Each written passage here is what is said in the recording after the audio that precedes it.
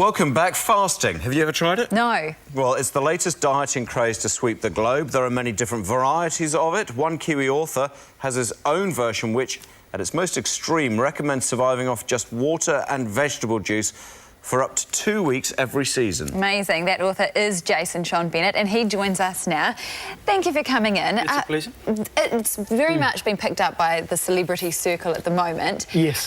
And you yourself have had your own fasting journey. Tell us what it's done for you. Well, it's part of what got me well. A long time ago, I was born at 7 months. I was very sick when I was young. My mum had toxemia, so I ended up with asthma and hay fever and allergies and colds and flus and then skin problems and acne and weight issues, all kinds of digestion problems.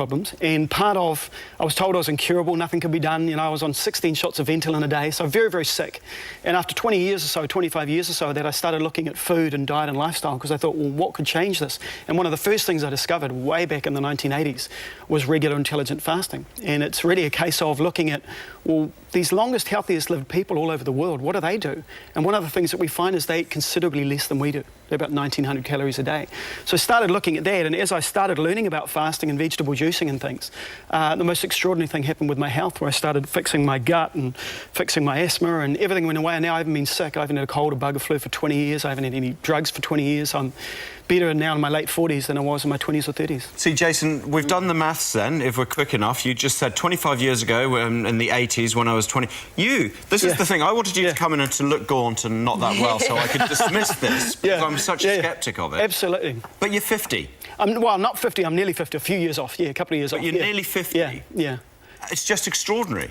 Yeah. You are your own best advert, aren't you? But oh, thank you. Well, but the liver and fasting, I mean, if you fast, your liver gets a break, and what we do is we pound our liver with too much alcohol, too much sugar, too much processed foods, and the liver runs your detox. It cleans the body. When you pound the liver, you never have a break, you know. And for 30, 40, 50 years, we've had too much food and the wrong kind of food. So with what you do, with the regular intelligent fasting, you're talking 1 day a week? 1 day a week, yeah, and it normally takes a little while. Water?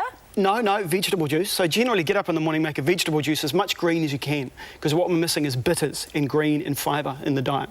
And so you get as much green and bitters as you can, so kale and spinach and silver beet, a little bit of carrot, maybe ginger, beetroot to give it some flavour. Make it nice. So don't make it taste awful, make it taste really good. And then have that yet, which I think would make it taste nice. So what does make it taste nice? Well, it's the carrot and the beetroot that give it a nice flavour. So if you like the taste of carrots or beetroots, but also ginger, really important to have some ginger because you get warm, because you get a bit cold when you're fasting. But I only recommend 1 day a week, and just slowly get into it as you can. Don't jump into it fully, you know, slowly take time. I've worked with thousands of people around the world. Some people get straight into it, others it takes weeks. People will say, I'll get hungry. I can't do this. This isn't good. I'll be unproductive. I'll be mean. I'll be.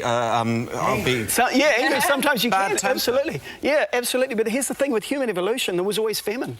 What we've forgotten is there was always famine, and that's why we store fuel in the body. You know, for every 1 pound of body fat, it's 3,500 calories. So you've got 2 days' fuel for every 1 pound of body fat on the body. Now, most Kiwis have got a lot of body fat. Of course, we've got one of the highest obesity rates in the world. So when you look at what the human body does, is it stores fuel.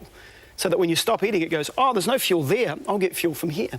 So yeah, it's actually easy to do over time, but it does take a bit of willpower initially, for sure. But, you know, here's the thing, what happens to your pets when they're sick? And what's the first sign your kids are sick? What's the very first sign you get? They stop eating, right? They lose their appetite.